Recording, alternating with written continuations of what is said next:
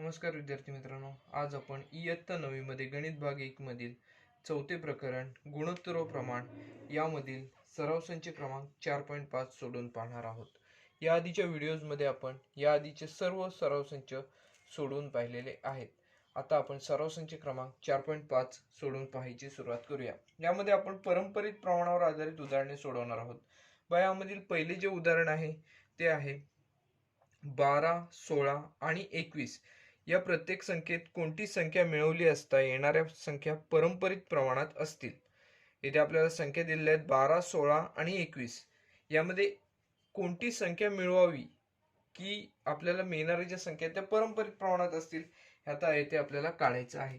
मग आता आपण इथे समजा अशा स्वरूपात मांडणी करूया की या 12, 16 आणि 21 याच्यामध्ये x ही संख्या मिळवली तर मिळणाऱ्या संख्या ज्या आहेत त्या प्रमाणात पारंपरिक प्रमाणात असतील अशा स्वरूपात मांडणी करूया आणि आपण हे सोडून पाहूया. बघा कसं येईल. तर समजा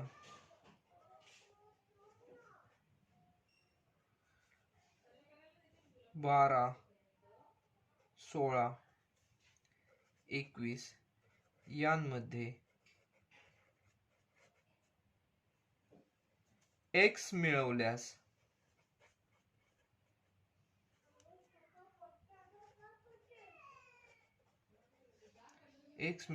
मिळणाऱ्या संख्या पारंपरिक प्रमाणात असतील.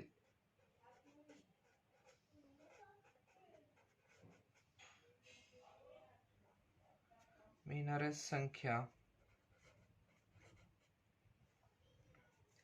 पारंपरिक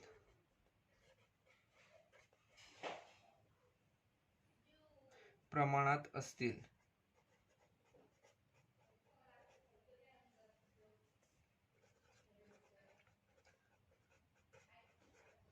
बघा प्रत्येक संख्येत आपण येथे काय मिळवलेले आहे तर x मिळवलेले आहे. तर आपल्याला मिळणाऱ्या संख्या ज्या आहेत त्या पारंपरिक प्रमाणात असणार आहेत. मग आपल्याला येथे त्या संख्या कोणकोणत्या आहेत हे आपण कसे काढणार आहोत तर प्रत्येक संख्येत आपण येथे x मिळवणार आहोत.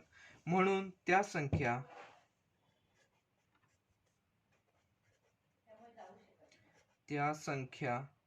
बरोबर पहिली संख्या आहे 12 म्हणजे 12 अधिक x, नंतरची संख्या आहे 16 म्हणजे 16 अधिक x आणि तिसरी संख्या आहे 21, 21 अधिक x. या संख्या ज्या आहेत त्या पारंपरिक प्रमाणात असल्याचे आपल्याला येथे दिसून येईल. आता पहा हे जे आहे ते आता आपण सोडवण्याची सुरुवात करूया. बघा येथे दिलेल्या संख्या ज्या आहेत त्या पारंपरिक प्रमाणात कोणत्या संख्या आपल्याला मिळालेल्या आहेत तर आपण या बघा मिळवलेल्या संख्या आहेत 12 अधिक x, 16 अधिक x आणि 21 अधिक x. आता पारंपरिक प्रमाणात आहेत म्हणजे आपण याची a छेद b बरोबर b छेद c अशा स्वरूपात मांडणी करूया आणि हे उदाहरण सोडूया. बघा म्हणजे a छेद b म्हणजेच पहिल्या दोन संख्या ज्या असणार आहेत ते 12 अधिक x छेद बघा 16 अधिक x, 16 अधिक x बरोबर बघा इकडे b छेद c म्हणजे जिथे छेदस्थानी जी संख्या आहे तिथे अंशस्थानी येणार आहे 16 अधिक x छेद 21 अधिक x अशा स्वरूपात ही मांडणी होणार. आता आपण काय करूया तर तिरकस गुणाकार करूया आणि x ची किंमत आपल्याला इथे काय मिळते ते इथे आपण काढूया. बघा तिरकस गुणाकार 16 अधिक x गुणिले 16 अधिक x म्हणजे 16 अधिक x चा वर्ग इथे होईल. 16 अधिक x या पदाचा वर्ग होताना दिसून येईल बरोबर. बघा पहिल्या कंसात 12 अधिक x, 12 अधिक x आणि दुसऱ्या कंसामध्ये 21 अधिक x अशा स्वरूपात दिसून येतील. तर बघा पहिल्या कंसात 16 अधिक x आहे या पदाचा आपण येथे वर्ग करूया. 16 चा वर्ग 256. हा कंस सोडून बघा 256 अधिक 16 दुने 32 म्हणजे 32x अधिक x वर्ग बरोबर. बघा इकडे आपण हे दोन कंस पण एकमेकांना गुणून कसे होईल तर बघा सुरुवातीला 12 ने या कंसाला गुणूया 12 कंसात 21 अधिक x अधिक बघा हे दुसरे पद x आहे x कंसात 21 अधिक x अशा स्वरूपात ही राशी आपल्याला दिसून येईल. बघा परत एकदा आपण 12 ने या कंसाला गुणूया नंतर x ने ह्या कंसाला गुणूया बघा आपल्याला काय मिळतंय, 256 आधीचेच आहेत अधिक 32x अधिक x वर्ग बरोबर 12 गुणिले 21. बघा 12 की 12चे 2, ह्याचे किती राहतील, 1 येतील, 12 24 आणि 1 25, म्हणजे 200 इथे 52 येतील, 252 येतील, अधिक 12x अधिक 12x अधिक बघा इकडे x गुणिले 21 21x, बघा इथे x वर x गुणिले x म्हणजे x अधिक x वर्ग, अशा स्वरूपात ही राशी येते आपल्याला मिळेल. बघा आता आपण काय करायचे आहे, तर ही जी x ची पद आहेत ती एका बाजूला घेऊया आणि संख्या सगळ्या एका बाजूला घेऊया. येथे x वर्ग आहे अधिक 32x, त्यानंतर बघा इकडची जी पदे आहेत त्यामध्ये x वर्गचं पद आहे ते इकडे घेऊया, वजा x वर्ग. बघा इथे काय मिळते, अधिक 12x अधिक 21x म्हणजे त्यांची बेरीज होणार अधिक 33x, अशा स्वरूपात आपल्याला मिळेल. आता बघा बरोबर चिन्हाच्या पलीकडे इकडे काय मिळते, तर इथे 252 आहेत वजा 256. बघा हे सगळे आपण इकडे घेतलेले आहेत, 252 इकडेच आहेत, वजा 256 होईल.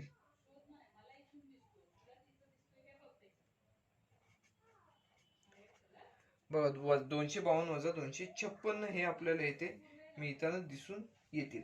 बघा इथे आपलं जरासं चुकलेलं आहे, 12x आणि 21x यांची बेरीज 33x होईल. 33x बरोबर चिन्हाची इकडे येताना धन होऊन येणार नाही, तर इथे ऋण होऊन येतील. म्हणजे 33x ला इथे ऋण चिन्ह आहे, हे आपलं इथे गडबडीत चुकून आपण इथे धन चिन्ह दिलेलं आहे. बघा आता x वर्ग वजा x वर्ग म्हणजेच x वर्ग या पदाचा इथे लोप झालेला दिसून येईल. 32x मधून 33x गेले तर इथे आपल्याला ऋण x ही संख्या मिळेल. म्हणजे इथे आपल्याला कोणती संख्या मिळालेली आहे, ऋण x, ऋण 1x, 32 वजा 33 ऋण 1, त्याला x ने गुणलेला आहे. बरोबर बघा 252 वजा 256, 252 मधून 256 म्हणजे लहान संख्येतून मोठी संख्या वजा केली, उत्तराला ऋण चिन्ह, ऋण 4 आलेले आहे वजाबाकी. बघा आता आपलं जी किंमत मिळालेली आहे x ऋण x बरोबर ऋण 4 म्हणजेच x बरोबर 4 ही किंमत येते आपल्याला मिळालेली दिसून येते. म्हणजेच ह्या तिन्ही आपण काय म्हटलं होतं, x म्हणजेच काय, तर या तीन ज्या संख्या आहेत या तिन्ही संख्यांमध्ये x ही संख्या मिळवल्यास मिळणाऱ्या संख्या पारंपरिक प्रमाणात असेल. म्हणजे आता x ची किंमत 4 आलेली आहे, मग त्या पारंपरिक संख्या कशा असणार आहेत, पहिली कोणती असणार आहे तर 12 अधिक x म्हणजेच 12 अधिक 4, दुसरी 16 अधिक x म्हणजेच 16 अधिक 4 आणि तिसरी संख्या 21 अधिक x म्हणजेच 21 अधिक 4. आता आपल्याला विचारलेला प्रश्न कोणता आहे, कोणती संख्या मिळवली असता येणाऱ्या संख्या पारंपरिक प्रमाणात असतील. ती संख्या आपण x मानलेली होती, म्हणजेच त्या संख्या कोणती संख्या मिळवली असता आपल्याला पारंपरिक दिलेल्या संख्या पारंपरिक प्रमाणात मिळतील, तर 4 ही संख्या मिळवली असता आपल्याला मिळणाऱ्या संख्या पारंपरिक प्रमाणात मिळतील. मग आपण येथे वाक्य लिहूया, दिलेल्या संख्येत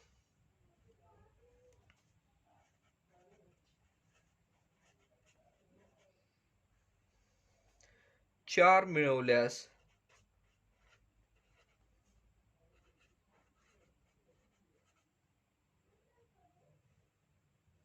मिळणाऱ्या संख्या पारंपरिक प्रमाणात असतील. मिळणाऱ्या संख्या पारंपरिक प्रमाणात असतील. पारंपरिक प्रमाणात असतील.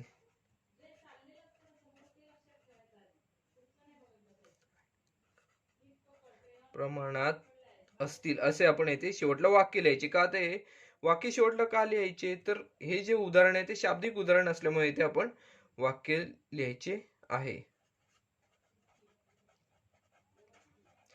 बघा हे उदाहरण आपण कशा प्रकारे सोडवलेले आहे ते सुरुवातीपासून अभ्यासूया परत एकदा. बघा या उदाहरणामध्ये आपल्याला काय दिलेले आहे, तर काही संख्या दिलेल्या आहेत, त्या संख्यांमध्ये अशी संख्या शोधायची आहे की ज्या संख्या ह्या संख्यांमध्ये ती संख्या मिळवल्यास आपल्याला मिळणाऱ्या संख्या ज्या आहेत त्या पारंपरिक प्रमाणात असणं गरजेचं आहे. मग आता आपण काय केलं, हे उदाहरण जे आहे ते सोडवण्याची सुरुवात केली. सुरुवातीला ती संख्या कोणती आहे तर एक्स आहे असं आपण इथे समजलेलो आहे. आणि बघा त्या संख्या कशा प्रकारे मिळाल्या. पहिली संख्या 12 होती, म्हणजेच 12 अधिक एक्स, नंतर 16 अधिक एक्स आणि त्यानंतर 21 अधिक एक्स. आता पारंपरिक प्रमाणात असल्यामुळे आपण त्यानुसार त्यांची मांडणी केली. तिरकस गुणाकार केला. तिरकस गुणाकार केल्यावर आपल्याला ऋण एक्स बरोबर ऋण 4 ही किंमत मिळाली. बघा दोन्ही बाजूला ऋण ऋण चिन्ह असल्यामुळे आपण ते धन धन करून घेतलं. एक्स बरोबर 4 ही किंमत येते आपल्याला मिळाली. बघा इथे जराशी गडबड होण्याची शक्यता आहे. फक्त ही स्टेप मी परत एकदा सांगतो. बघा 16 अधिक एक्स कंसाचा वर्ग ए अधिक बी कंसाचा वर्ग या विस्तार सूत्राचा वापर करून आपण याचा वर्ग हा केलेला आहे. त्याचबरोबर या कंसातील प्रत्येक पदाने या कंसाला आपण गुणलेला आहे. त्यानुसार बघा इथे आपल्याला इकडची बाजू आहे तशीच. इकडे बघा ही जी एक्स ची जी पदे आहेत त्याचबरोबर एक्स वर्गची जी पदे आहेत ती आपण काय केली, एका बाजूला घेतली आणि या समीकरणातील दोन्ही बाजूतील आपल्याला ज्या संख्या आहेत त्या संख्या आपण काय केल्या त्या एका बाजूला घेतल्या. म्हणजेच बघा इथे आपल्याला काय मिळालं, एक्स वर्ग वजा एक्स वर्ग, म्हणजे त्या एक्स वर्ग या पदाचा इथे आपण लोप करू शकतो. त्याचबरोबर बघा इथे 32 एक्स वजा 33 एक्स हे आपल्याला इथे मिळालेलं आहे. बघा ही उदाहरणे सोडवत असताना चिन्हांचा खूप विचार करावा लागतो. चिन्हे चुकण्याची शक्यता असते. मगाशी आपण गडबडीमध्ये इथे 33 एक्स ला धन चिन्ह घेतलं होतं, परंतु इथे हे ऋण चिन्ह होतं. म्हणजेच काय, तर सोडवत असताना गडबडीमध्ये चिन्हांमध्ये चुका होण्याची शक्यता असते, त्यामुळे ती चूक होणार नाही याची काळजी घेतली पाहिजे. बघा आणि आपण हे सोडवल्यानंतर एक्सची किंमत आपल्याला इथे 4 ही मिळालेली आहे. बघा आपलं हे जे उदाहरण आहे ते पूर्णपणे सोडून झालेलं आहे. बघा आता आपण सराव संचातील पुढील उदाहरणाकडे वळणार आहोत. हे जे उदाहरण आहे ते बघा काय आहे तर बघा 23 वजा एक्स व 19 वजा एक्स यांचे 28 वजा एक्स हे मध्यम प्रमाणपद आहे. तर एक्स ची किंमत काढा. बघा आता आपल्याला मध्यम प्रमाणपद दिलेलं आहे, याचा अर्थ काय आहे तर ह्या ज्या तीन संख्या दिलेल्या आहेत आपल्याला, तीन कंस दिलेले आहेत, हे तिन्ही कंस पारंपरिक प्रमाणात आहेत असे आपल्याला दिसून येते. म्हणून आपण काय म्हणणार, सुरुवातीला आपण लिहून घेऊया 23 वजा एक्स, त्यानंतर मध्यम प्रमाणपद कोणते आहे तर 28 वजा एक्स आणि त्यानंतरची संख्या आहे 19 वजा एक्स. या संख्या पारंपरिक प्रमाणात आहेत.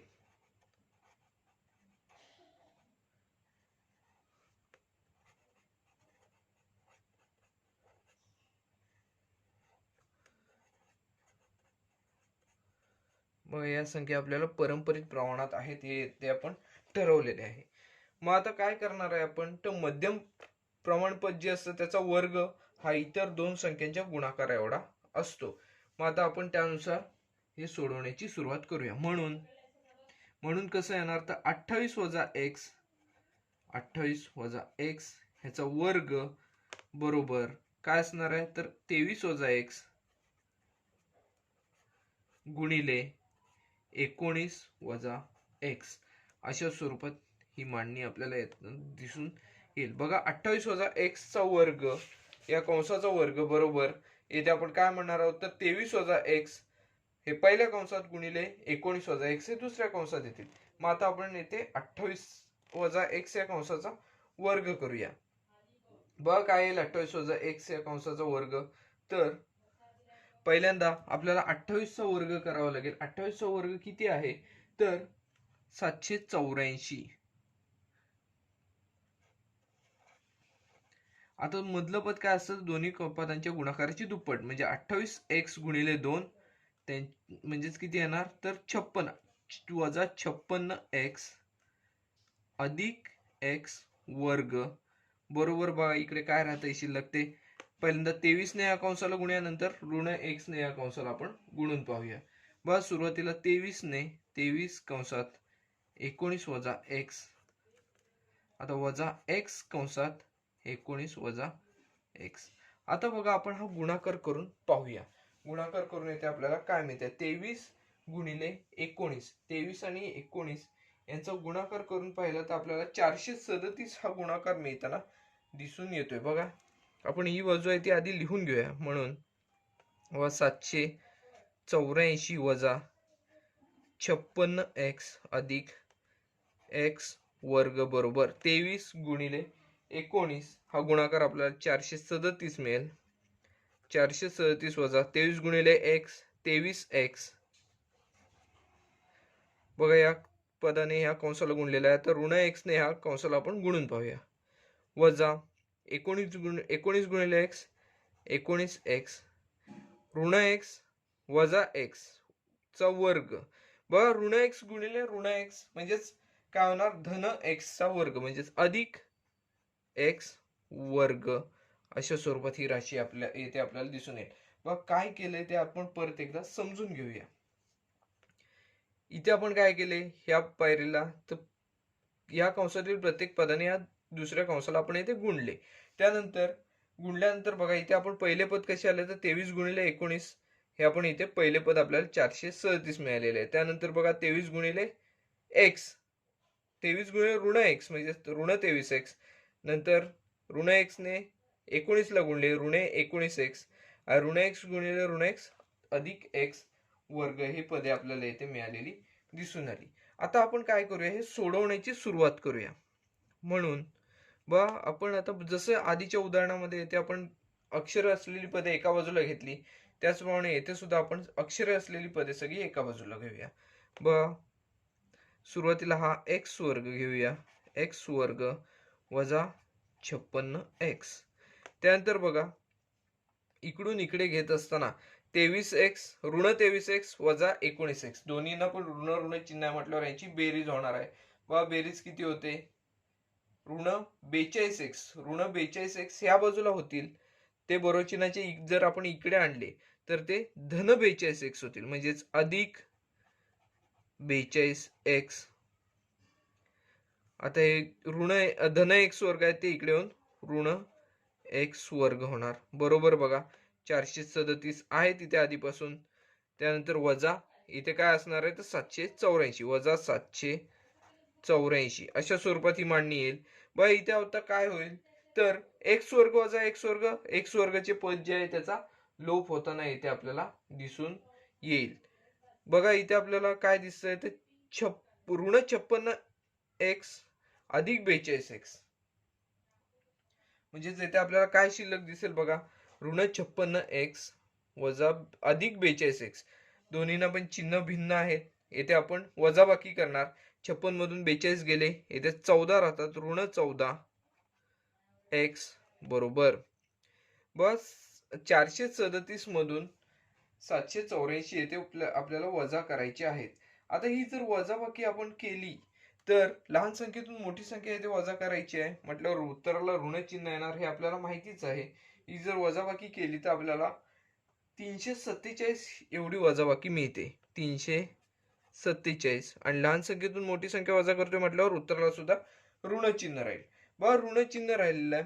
दोन्ही बाजूचा विचार केला तर ऋण 14x बरोबर ऋण 347 एवढे आपल्याला येथे मिळत आहे. दोन्ही बाजूला ऋण ऋण चिन्ह असल्यामुळे आपण या दोन्ही बाजूची चिन्हे धन धन करून घेणार आहोत, म्हणजे 14x बरोबर 347 एवढी किंमत आपल्याला येथे मिळेल. म्हणून 14x बरोबर 347 ही किंमत मिळाली. आपण ही पायरी कशावरून घेतली, तर दोन्ही बाजूला जी ऋण ऋण चिन्ह आहे ती ऋण ऋण चिन्ह आपण काय केली, कॅन्सल केली, ती आपण धन धन करून घेतलेली आहेत. त्यानुसार आपल्याला काय मिळालेलं आहे, तर 14x बरोबर 347. आता x ची किंमत काढायची म्हटल्यावर हे जे 14x बरोबर गुणाकार क्रियेसाठी आहे ते बरोबर चिन्हाच्या पलीकडे भागाकार क्रियेसाठी जाणार. म्हणून x बरोबर 347 भागिले 14. आपल्याला x ची किंमत या राशीमध्ये किती मिळालेली आहे, तर 347/14 ही मिळालेली येते आपल्याला दिसून येते. आपण या उदाहरणामध्ये काय काय केलेले आहे ते फक्त एकदा आपण नजर टाकूया त्यावर. बघा यामध्ये ह्या तीन संख्या पारंपरिक प्रमाणात होत्या, त्यानुसार आपल्याला x ची किंमत आहे जी आहे ती आपल्याला काढायला सांगितलेली होती. बघा पारंपरिक प्रमाणात जेव्हा संख्या असतात तेव्हा मधल्या पदाचा वर्ग जो असतो तो इतर दोन पदांच्या गुणाकार एवढा असतो. त्यानुसार आपण काय केले, तर ही मांडणी केली. त्यानंतर या राशीचा आपण वर्ग केला, तो आपल्याला 784 वजा 56x अधिक एक्स वर्ग अशा स्वरूपात मिळाला. इकडे ह्या ज्या दोन राशी आहेत त्यातल्या पहिल्या कंसाने दुसऱ्या कंसातील प्रत्येक पदाला आपण गुणलेले आहे. हे सोडवल्यानंतर बघा इथे आपल्याला ऋण 14x बरोबर ऋण 347 ह्या संख्या मिळाल्या. दोन्हीकडे जर पाहिले तर दोन्हीकडे ऋण ऋण चिन्ह आहेत. ऋण ऋण जर चिन्ह दोन्हीकडे असेल तर ती आपण धन करून घेऊ शकतो. त्यानुसार आपण काय घेतलेलं आहे तर पुढच्या स्टेपला 14x बरोबर 347 आणि त्यानुसार आपण x ची किंमत काय काढलेली आहे तर 14 x बरोबर गुणाकार क्रियेसाठी आहेत म्हणून बरोबर चिन्हाच्या पलीकडे जाऊन 347 ला भागाकार क्रियेसाठी गेलेले आहेत म्हणून x बरोबर 347/14 अशा स्वरूपात ही मांडणी आपल्याला इथे मिळालेली दिसून येते. बघा हे जे दुसरे उदाहरण होते सराव संख्या ते सुद्धा आपले पूर्णपणे सोडून झालेले आहे. बघा आता आपण पुढच्या उदाहरणाकडे वळणार आहोत. तिसरे जे उदाहरण आहे या सराव संचातील ते बघा काय आहे. तीन संख्या पारंपरिक प्रमाणात आहेत. त्यांचे मध्यम प्रमाणपद 12 असून उरलेल्या दोन संख्यांची बेरीज 26 आहे. तर त्या संख्या काढा. बघा आपल्याला तीन संख्या पारंपरिक प्रमाणात आहेत असं दिलेलं आहे. त्यांचे मध्यम प्रमाणपद जे आहे ते 12 आहे असं आपल्याला इथे सांगितलेलं आहे. मग आपण सुरुवातीला मध्यम प्रमाणपद आपल्याला काय दिलेलं आहे ते लिहून घेऊया. मध्यम प्रमाणपद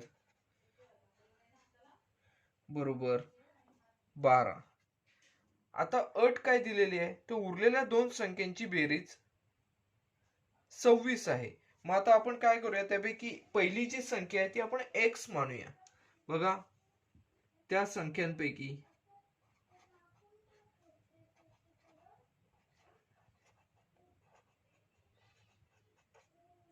पहिली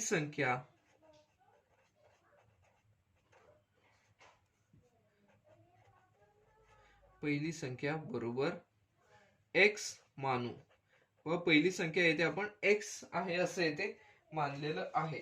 बघा आता x मानल्यानंतर आपण आता काय करणार आहोत तर दुसरी संख्या कोणती असेल ते ठरवणार आहोत. बघ एक संख्या जर x असेल आता दुसरी संख्या जी आहे ती x मध्ये मिळवली तर आपल्याला 26 मिळतात. म्हणजे दुसरी संख्या कोणती असणार आहे तर 26 वजा x असणार आहे. म्हणून आपण येथे काय लिहिणार आहोत दुसरी संख्या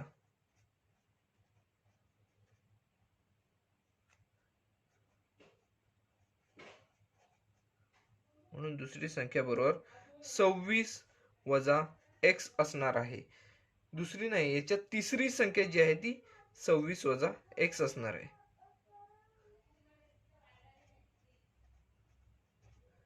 बघा पहिली संख्या आपल्याला कोणती मिळालेली आहे x मिळालेली आहे मध्यम प्रमाणपद 12 आणि तिसरी जी संख्या आहे ती 26 वजा x ही संख्या येते आपल्याला मिळालेली दिसून येते. म्हणजे त्या पारंपरिक प्रमाणातील ज्या संख्या आहेत त्या कोणकोणत्या असणार आहेत तर त्यापैकी पहिली संख्या असणार आहे x, दुसरी 12 आणि तिसरी संख्या असणार आहे 26 वजा x. म्हणून त्या संख्या आपण लिहूया. म्हणून त्या संख्या बरोबर पहिली संख्या x नंतर 12 आणि तिसरी 26 वजा x अशा स्वरूपात त्या संख्या आहेत असे आपल्याला इथे मिळालेले दिसून येते. ह्या संख्या काय आहेत तर पारंपरिक प्रमाणात आहेत. मग आता आपण काय करूया पारंपरिक प्रमाणात असतील त्या संख्यांच्या गुणधर्मानुसार घेऊया. मध्यम प्रमाणपद 12 आहे म्हणजेच काय असणार मध्यम प्रमाणपदाचा वर्ग म्हणजेच येथे 12चा येथे आपण वर्ग करणार आहोत. 12चा वर्ग बरोबर पहिली संख्या गुणिले तिसरी संख्या म्हणजेच x गुणिले 26 वजा x अशा स्वरूपात इथे आपल्याला मांडणी मिळेल. बघा आता आपण काय करूया x ने या 26 वजा x ला गुणून पाहूया. इथे 12चा वर्ग किती असणार आहे तर 144 बरोबर x गुणिले 26 तर 26 x आणि बघा इथे ऋण x गुणिले x म्हणजेच वजा x वर्ग अशा स्वरूपात ही राशी येथे आपल्याला मिळेल. बघा आपण ह्या ज्या संख्या आहेत दोन्ही ही जी दोन पदे आहेत ही बरोबर चिन्हाच्या इकडे घेऊया आणि सोडून पाहूया. बरोबर चिन्हाच्या पलीकडे शून्य घेऊन बघूया म्हणजेच आपल्याला एक प्रकारचे वर्ग समीकरण मिळेल आणि ते वर्ग समीकरण आपण सोडवून x ची किंमत जी आहे ती आपण येथे मिळवू शकतो. म्हणजेच x ची किंमत आपल्याला मिळाली तर आपल्याला पहिली आणि तिसरी संख्या म्हणजेच उरलेल्या दोन संख्या ज्या आहेत त्या मिळणे सहज शक्य होईल. बघा इथे ऋण एक्स आहे ते बरोबर चिन्हाच्या इकडून धन एक्स होणार म्हणजेच एक्स वर्ग. 26x ला इथे धन चिन्ह आहे ते इकडे येऊन ऋण होणार म्हणजे वजा 26x. त्यानंतर बघा अधिक 144 बरोबर 0. अशा स्वरूपात आपल्याला हे मिळालेलं वर्ग समीकरण आहे.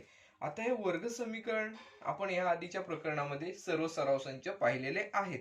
वर्ग समीकरण हे सोडवत जायचं आहे. त्यानंतर आपल्याला काय उत्तर मिळते ते आपण येथे पाहूया. बघा आता आपल्याला काय मिळेल तर ऋण 26 म्हणजे 26 ही बेरीज किंवा वजाबाकी आणि 144 हा गुणाकार असेल अशा येथे आपल्याला दोन संख्या शोधायच्या आहेत. बघा 26 बेरीज किंवा वजाबाकी आणि 144 हा गुणाकार असलेल्या आपल्याला दोन संख्या शोधायच्या. ह्या दोन संख्या कोणत्या असतील तर 18 गुणिले 8. 18 गुणिले 8 144 गुणाकार येतो आणि 18 आणि 26 यांची बेरीज किती येते तर 26 मिळते. मग त्यानुसार आपण सोडून पाहूया. बघा इथे आपण घेऊया एक्स वर्ग. बघा इथे ऋण 26x आहेत म्हणजेच आपल्याला दोन्ही संख्या नाही तर ऋण चिन्ह घ्यावे लागेल. वजा 18x वजा 8x अधिक 144 बरोबर 0. अशा स्वरूपात ही राशी मिळाली. बघा ऋण 26x असल्यामुळे या दोन्हींना पण आपण ऋण ऋण चिन्ह दिलेलं आहे. त्यामुळे ऋण 18 वजा 8 यांची बेरीज ऋण 26च येईल. बघा यानुसार आपण हे सोडवण्याची सुरुवात करूया. पहिली जी दोन पदे आहेत एक्स वर्ग वजा 18x या दोन पदांमध्ये आपल्याला बघा सामायिक काय मिळतंय तर एक्स हे पद येथे सामायिक मिळताना दिसून येत आहे. मग आपण येथे काय घेणार एक्स हे सामायिक पद बाहेर घेतलं कंसामध्ये बघा काय शिल्लक राहतंय एक्स वर्ग मधलं एक एक्स येथे शिल्लक राहील वजा 18x मधला एक्स बाहेर आलेला आहे त्यामुळे इथे 18 शिल्लक राहताना दिसून येईल. बघा 8x आणि 144 144 ला आपल्याला 8 ने सुद्धा भाग लावता येऊ शकतो. म्हणून आपण येथे काय करणार आहोत तर दोन्ही पदांमधून 8 हे पद कॅन्सल 8 हे पद सामायिक घेणार आहोत. म्हणजेच ऋण 8 जर सामायिक घेतले तर बघा कंसामध्ये काय शिल्लक राहतंय 8x मधले 8 बाहेर आले एक शिल्लक राहील. ऋण 8 बाहेर घेतले असल्यामुळे येथे आपल्याला धन आहे त्याच्या विरुद्ध चिन्ह ऋण द्यावे लागेल आणि 144 म्हणजेच 18 गुणिले 8 म्हणजेच त्यातील 8 बाहेर आलेले आहेत म्हटल्यावर कंसामध्ये काय शिल्लक राहिले तर 18 शिल्लक राहिले बरोबर 0. अशा स्वरूपात आपल्याला इथे मिळालेलं दिसून येते. आता काय करूया तर बघा इथे आपल्याला दोन कंस समान मिळालेले आहेत. x वजा 18 हा जो कंस आहे तो दोन्ही ठिकाणी समान मिळालेला आहे. मग आपण काय करूया तर दोन कंसांऐवजी हा कंस एकदाच घेऊया आणि कंसाच्या बाहेर जी पदे आहेत ती एकदा घेऊया. म्हणजेच x वजा 18 आणि दुसऱ्या कंसामध्ये कंसाच्या बाहेर असलेली पदे x वजा 8 बरोबर 0. अशा स्वरूपात येथे आपल्याला मिळालेले दिसून येते. त्यानंतर पुढच्या पायरीला बघा आपण काय करणार आहोत. आता प्रत्येक कंसाची किंमत 0 घेऊन x ची किंमत येथे आपल्याला काढायची आहे. बघा मग आपण हे अशा स्वरूपात घेणार x वजा 18 बरोबर 0 किंवा x वजा 8 बरोबर 0. दोन्ही कंसांची येथे किंमत आपण 0 0 घेतलेली आहे.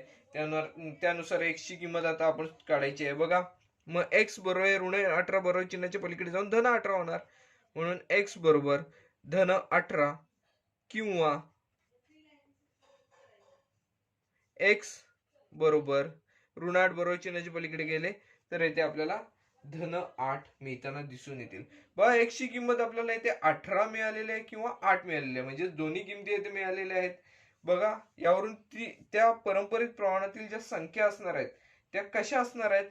एकतर पहिली संख्या आपण 18 घेतली तर बघा 18 12 आणि 8. 18 ही संख्या जर पहिली घेतली 18 12 आणि 8 अशा स्वरूपात त्या संख्या असणार आहेत. आणि जर पहिली संख्या आपण x म्हणजेच 8 घेतली तर त्या संख्या कशा असणार आहेत 8 12 आणि 18 अशा स्वरूपात असणार आहेत. मग आपण त्या संख्या कशा असतील त्या आपण घेऊया. म्हणून त्या संख्या सुरुवातीला x ची किंमत आपण 18 घेऊन पाहूया. 18 12 18 12 12 हे मध्यम प्रमाणपद आपल्याला दिलेलेच होते. त्यानुसार तिसरे काय होईल तर बघा एक तिसरी जी संख्या आपण काय मानली होती 26 वजा एक्स मानली होती, म्हणजे 26 वजा 18 जर केलं तर इथे आपल्याला काय मिळेल 8 ही मिळेल, किंवा x ची किंमत इथे 8 सुद्धा मिळालेली आहे, म्हणजेच x ची किंमत 8 ही पहिली संख्या, त्यानंतर मध्यम प्रमाणपद 12 आणि तिसरी संख्या काय मानली होती 26 वजा एक्स, 26 वजा 8 केलं तर इथे 18 मिळतील. अशा स्वरूपात असतील असे आपल्याला इथे दिसून येतील. या आहेत अशा स्वरूपात आपल्याला हे उदाहरण सोडून पूर्ण झालेले आहे. बघा यामध्ये आपण काय काय केलेले आहे ते आपण पहिल्यापासून पाहूया. बघा येथे आपल्याला मध्यम प्रमाणपद दिलेले होते आणि उरलेल्या दोन संख्यांची बेरीज काय आहे ती येथे दिलेली होती. त्यानुसार आपण त्या तीन संख्या, पहिली संख्या x मानली, दुसरी संख्या 12 आहे मध्यम प्रमाणपद, आणि तिसरी संख्या आपण जी अट दिली होती त्या दोन्ही संख्यांची बेरीज 26 आहे. पहिली एक x आहे म्हटल्यावर तिसरी काय असणार आहे 26 वजा x, यानुसार आपण मानलेल्या होत्या. आता दिलेली अट काय असणार आहे तर मध्यम प्रमाणपदाचा वर्ग बरोबर पहिले पद गुणिले शेवटचे पद, यानुसार आपण सोडून पाहिले. वर्ग समीकरण आपल्याला येथे मिळाले. हे वर्ग समीकरण सोडवल्यानंतर x ची किंमत 18, त्याचबरोबर x ची किंमत 8 मिळाली. त्यामुळे आपण त्या संख्या काय ठरवलेल्या आहेत तर 18 12 8 किंवा 8 12 18 अशा स्वरूपाच्या आहेत, असे आपण यावरून उत्तर याचे काढलेले. उदाहरण बघा अतिशय सोपे असे होते. आपण आता पुढील उदाहरणाकडे वळणार आहोत. बघा आता आपण पुढील उदाहरण सोडवण्याची सुरुवात करणार आहोत.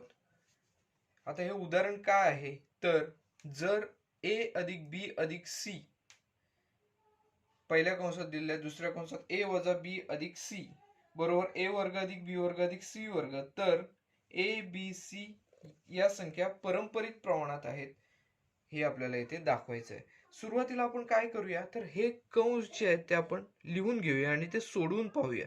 बघा काय आहेत, पहिल्यांदा a अधिक b अधिक c आणि दुसऱ्या कंसात a वजा b अधिक c बरोबर a वर्ग अधिक b वर्ग अधिक c वर्ग.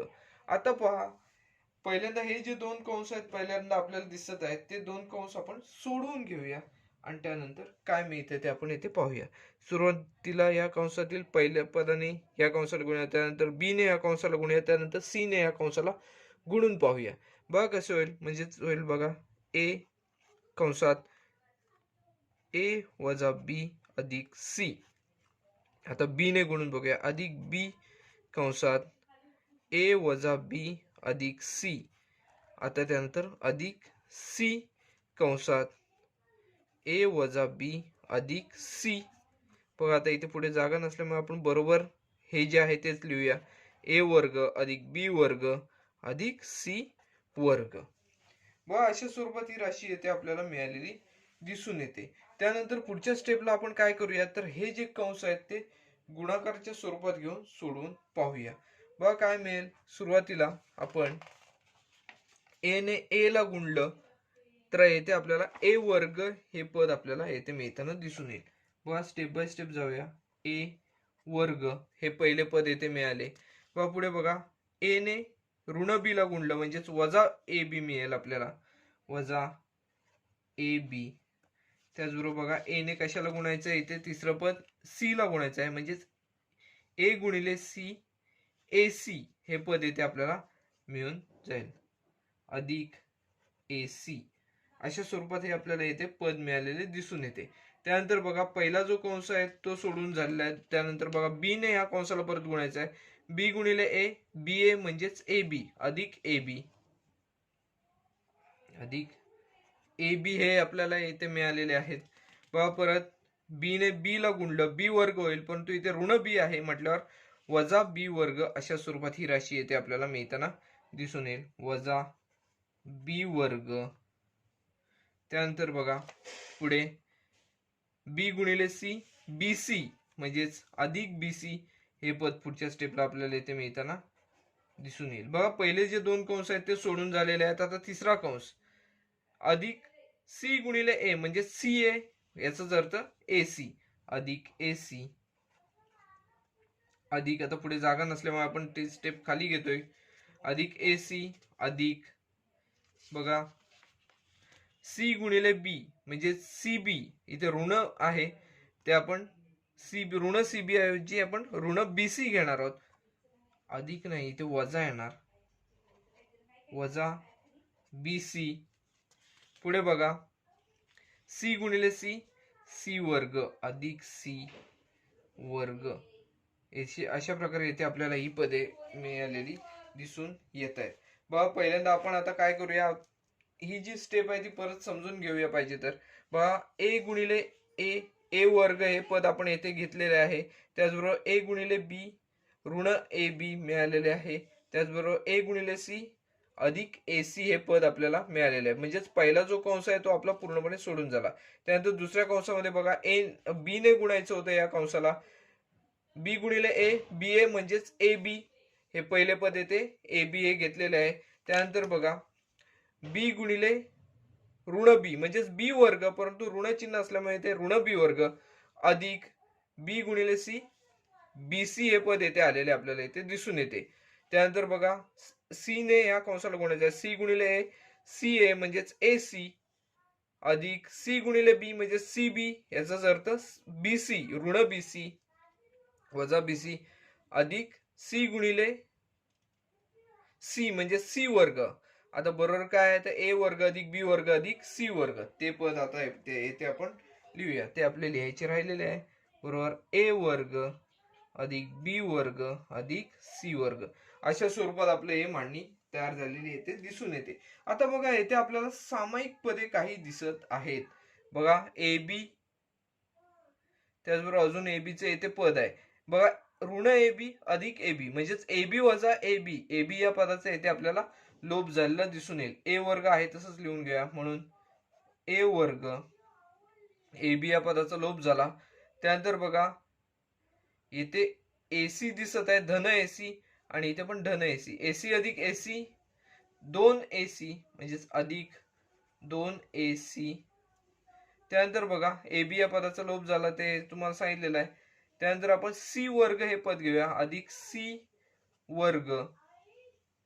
अजून काय राहिलेलं आहे बघा बीसी वजा बीसी म्हणजेच बीसी या पदाचा पण येथे लोप झालेला आहे. बीसी वजा बीसी म्हणजेच बीसी या पदाचा सुद्धा लोप झालेला आहे. त्याचबरोबर इथे अजून एक पद दिसतंय ते म्हणजेच ऋण बी वर्ग वजा बी वर्ग बरोबर बघा ए वर्ग अधिक बी वर्ग अधिक सी वर्ग. बघा ही स्टेप आपण परत एकदा समजून घेऊया. याच्यात समान पदे पण तू भिन्न चिन्हे आहेत ते आपण पदे येथे कॅन्सल केलेले आहेत, त्यांचा लोप केलेला आहे. बघा इथे ऋण ए बी दिसत आहेत, इथे धन ए बी दिसत आहेत, म्हणजे ए बी वजा ए बी, ए बी या पदाचा इथे लोप झालेला आहे. त्याचबरोबर बघा एसी अधिक एसी 2 एसी इथे आपण लिहिलेले आहेत. त्याचबरोबर बघा अजून आपल्याला कोणते तर बीसी वजा बीसी, बीसी वजा बीसी म्हणजे बीसी या पदाचा पण इथे लोप झालेला आहे, इथे दिसून येतोय. सी वर्ग म्हणजे अधिक सी वर्ग त्याचबरोबर वजा बी वर्ग. अशा स्वरूपात इथे आपल्याला राशी दिसत आहे. आता आपण काय करूया तर जी सामायिक पदे आहेत ती घेऊया एका बाजूला. म्हणजेच आता बघा हे बी वर्ग आहे, इथे बी वर्ग आहे, आपण बी वर्ग बरोबर चिन्हाच्या पलीकडे घेऊया आणि ए वर्ग आणि सी वर्ग बरोबर चिन्हाच्या इकडे घेऊया. बघा काय होईल, म्हणून इथे आधी ए वर्ग आहेत, ए वर्ग अधिक 2 एसी अधिक सी वर्ग. आता हे ए वर्ग बरोबर चिन्हाच्या इकडे आले तर वजा ए वर्ग होतील, सी वर्ग पण बरोबर चिन्हाच्या इकडे आले तर वजा सी वर्ग बरोबर. इकडे आधीचे बी वर्ग आहेत त्यामध्ये हे ऋण बी बरोबर चिन्हाच्या पलीकडे जाऊन धन बी होणार अधिक बी वर्ग म्हणजेच बी वर्ग अधिक बी वर्ग. अशा स्वरूपात इथे आपल्याला दिसून येईल.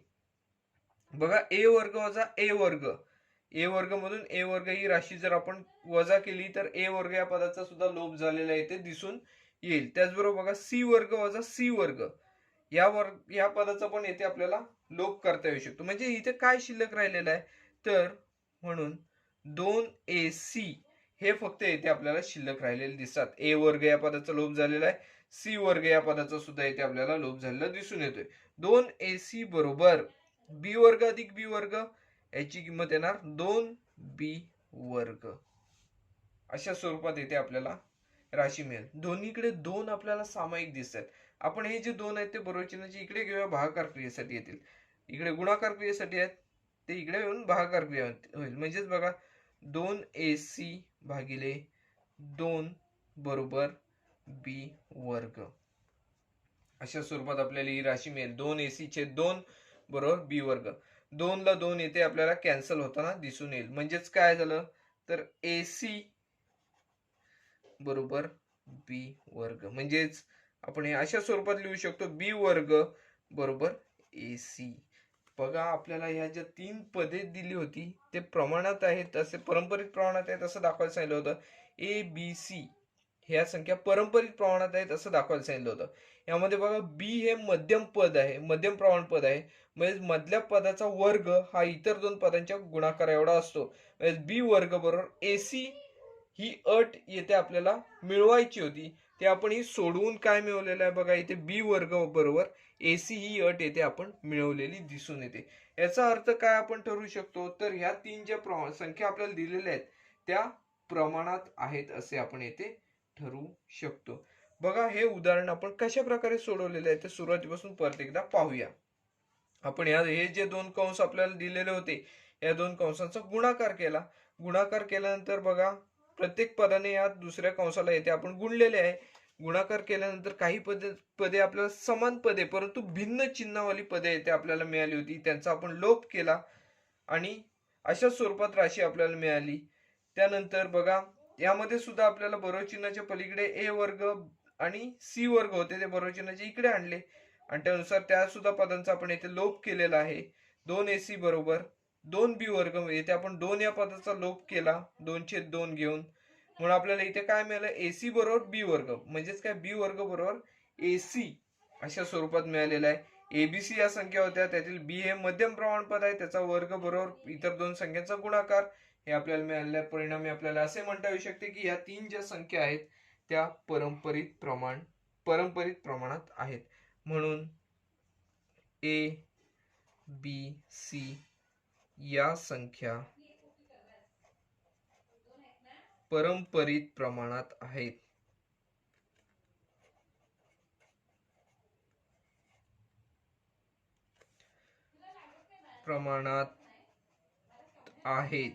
अशा स्वरूपात आपल्याला हे जे उदाहरण होतं ते सुद्धा पूर्णपणे सोडवून झालेलं आहे. बस सराव संचामध्ये अजून 3 उदाहरणे आहेत, ती अजून 2 उदाहरणे आहेत की जी आपल्याला सोडवायची आहेत. ती तुम्ही याच अनुषंगाने सोडवायची आहेत. काही कठीण उदाहरणे नाही आहेत, सोपी उदाहरणे आहेत.